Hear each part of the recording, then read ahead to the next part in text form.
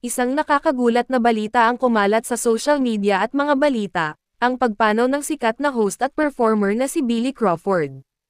Ang mas nakabibigla ay ang mga hinalang nasasangkot ang kanyang asawang si Colleen Garcia sa insidente.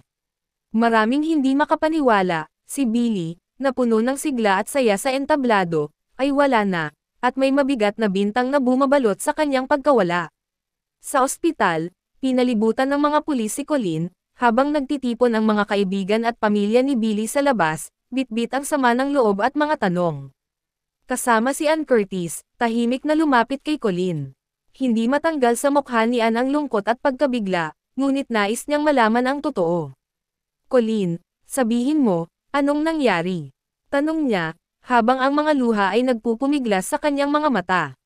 Nagpatuloy si Colleen sa pag-iyak, nanginginig ang kanyang mga kamay. Hindi niya maipaliwanag ang nangyari at pinilit niyang itanggi ang mga bintang sa kanya. Ngunit hindi nawala ang kaba ng lahat.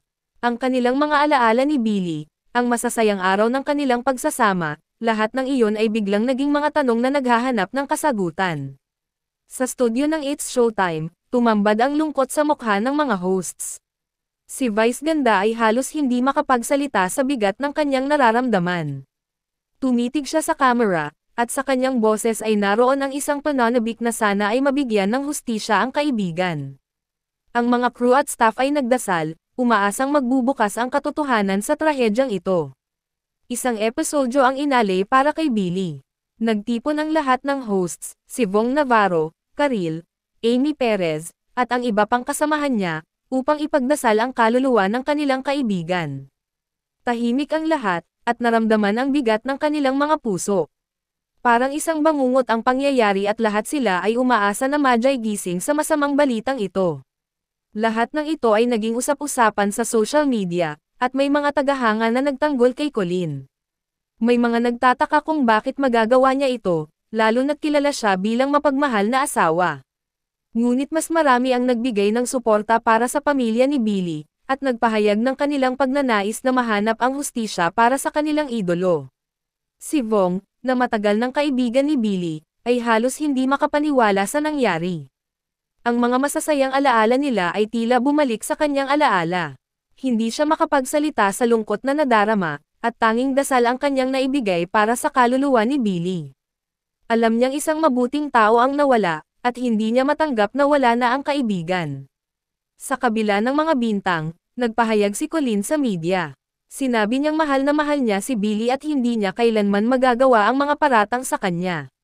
Ngunit kahit na ganoon ang kanyang sinabi, marami pa rin ang nagduda.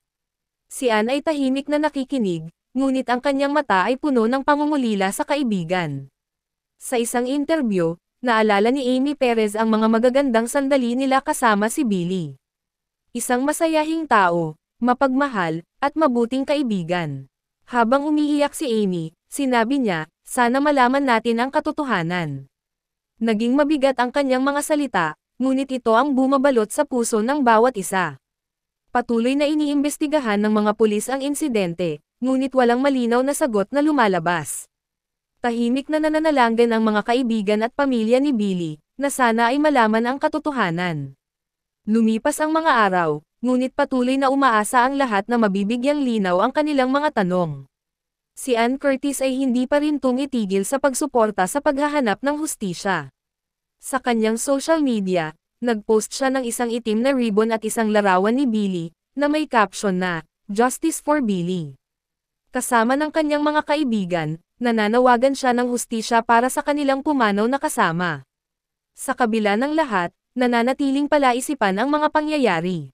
Ang pamamaalam ni Billy ay nagdulot ng isang malaking sugat sa puso ng lahat, isang sugat na hindi agad maghihilom.